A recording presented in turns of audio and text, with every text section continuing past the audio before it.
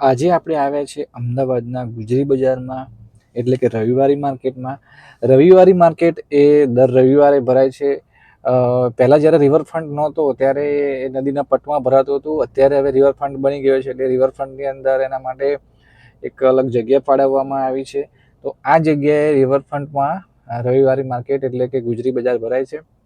ગુજરી બજારની વાત કરું તો તમને ગુજરી બજારમાં એ તમામ વસ્તુ મળી જાય છે જે અન્ય માર્કેટમાં તમને કદાચ નથી મળતી, અને એ પણ બહુ સારા અને સસ્તા ભાવે તમને અહીંયા વસ્તુ મળી જાય છે. વસ્તુની વાત કરું તો તમને અહીંયા ઘરવખરીથી માંડીને ઇલેક્ટ્રોનિક વસ્તુઓ, કપડાં, બૂટ, ચંપલ, કોસ્મેટિક આઇટમ, બધી જ વસ્તુ તમને અહીંયા મળી જાય છે. ખાસ નવાઈની વસ્તુ એ છે કે આપણે વર્ષો પહેલાં જ્યારે અહીંયા રિવરફ્રન્ટ નહોતો અને નદીના પટમાં જ્યારે આ ગુજરી માર્કેટ ભરાતું હતું ત્યારે આપણે અહીંયા એકવાર મુલાકાત કરેલી હતી.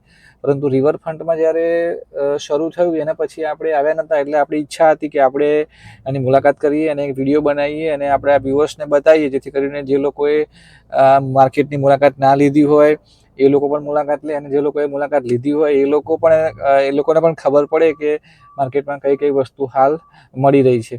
તો જો ખાસ મને આ માર્કેટમાં એક વસ્તુ મેં જોઈ કે અહીંયા પહાડી પોપટના બચ્ચા, સસલાના બચ્ચા, કૂતરાના પેટ, એટલે એના ડોગના બચ્ચા, બિલાડીના બચ્ચા, એ બધી વસ્તુ પણ મળે છે. જો કે પહાડી પોપટના બચ્ચા અને સસલા ને બધું આમ જોવા જઈએ તો જીવદયાના વ્યૂથી તમે જુઓ તો એ ખરેખર માર્કેટમાં વેચવું ના જોઈએ, એવું મારું પર્સનલ વ્યૂ છે. પરંતુ માર્કેટમાં લોકો એને અહીંયા વેચે છે.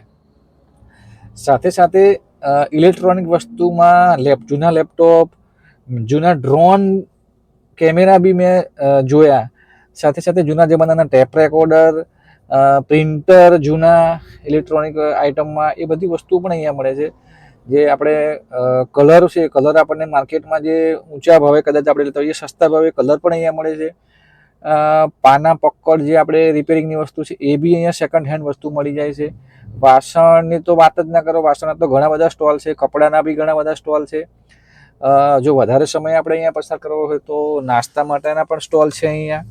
અને ખાસ વસ્તુ એ છે કે આ માર્કેટમાં આવવું હોય તો સવારના ભાગમાં વહેલા આવી જવું, કેમ કે બપોર પછી અહીંયા ભીડ ઘણી થાય છે.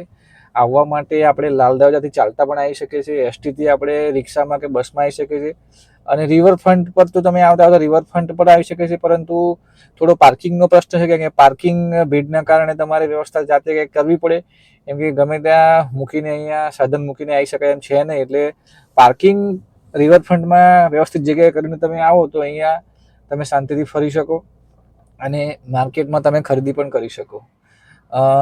જો તમે રવિવારી માર્કેટની મુલાકાત લીધી હોય તો આપણે આ વિડીયોમાં કોમેન્ટ કરજો, લાઇક કરજો, અને આપણી ચેનલ પર તમે નવા હોય તો આપણી ચેનલને સબસ્ક્રાઈબ કરજો, આપણા વિડીયોને શેર કરજો, અને આવા જ ઇન્ફોર્મેટિવ વિડીયો જોવા માટે આપણી ચેનલને સબસ્ક્રાઈબ કરજો. Thank you.